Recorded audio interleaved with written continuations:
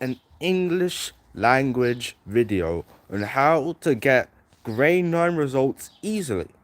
But before I tell you all that, you may think I'm going to tell you to like, subscribe, and comment, which is what I want you to do. But I also want you to remember one specific thing. It's my birthday today. I haven't really made any videos, so I just decided to throw in this video and hope for the best. So, here's some quick English language paper 1 tips. So, number 1 is to always read the question. Sounds extremely obvious, but you must always read the question so you get the gist of it. So that way you don't lose silly marks just saying, oh, the writer achieves this when it's not even in the question or it's not what the writer is trying to achieve. So, for example, if you see something, how does the writer build tension through the use of language? How does the writer build tension, or through the use of language, how does the writer make the setting scary or whatever?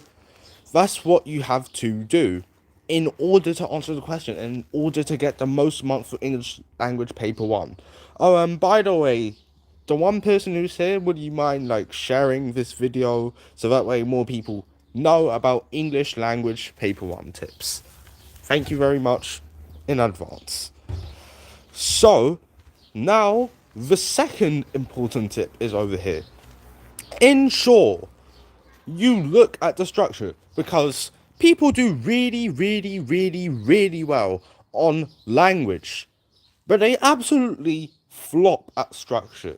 Not because they're absolutely buns at it or rubbish at it, it's because they simply do not know the terminology, or they just confuse terminology up and think it's structure when it's actually language. So let me tell you a few that you could use: foreshadowing, omission, exposition, climax, dramatic irony, stuff like that. But dramatic irony is going to be a bit rare. But if you see it, just go ahead and use it anyway, because it will really impress the examiner and it will show that you're really trying to analyze the text.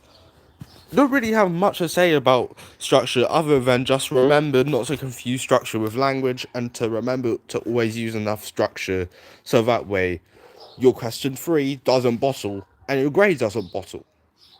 Now, the third tip is to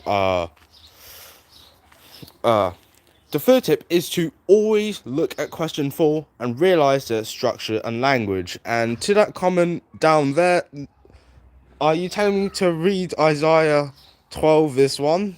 Well, can't really access the Bible during like live because it's like off the screen. Yeah, I can't really do that because it would like cut me off of the live. But if you want me to comment it to you after the video, then that will be okay. But now we go to our third tip. Always use structure and language in question 4. Always do this so that way you can ensure that you get maximum marks. Because if you only talk about structure and you still answer the question in question 4, you only get half marks. If you only talk about language in question 4, you only get half marks. You have to talk about how the text is structured, what effects it achieves, and why the writer has chosen to do it that way. So, you could say, the writer uses this adjective or irony to achieve this, and this is the purpose, for example. I know that won't be a full essay, and that won't be enough analysis, but you can get a vague idea of where I'm getting to. And number 5, always use concise language. Don't play it safe. I know it sounds pretty silly and pretty stupid, but don't play it safe when playing with question 5. This is 40 marks, remember? 40 marks is a quarter of your English language GCSE. So this question determines whether you fall or fly, so those who know the Mother Any Distance reference. But it really does allow your grade to either fly or just get cooked. So you better do well at question 5. So the most important part is that you must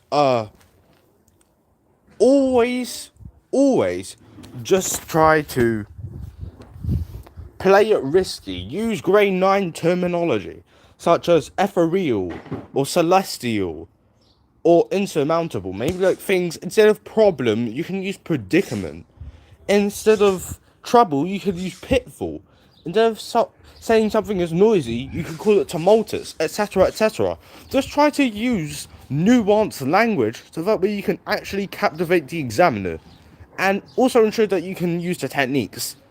Another important tip for question 5 though is to always look at the text that it's based off. Since I've seen all of the past papers for English language for the current spec, and all of the question 5 questions are based off the text in some way or another. For example, if it's about books in the text, there'll probably be something related to books in the question 5.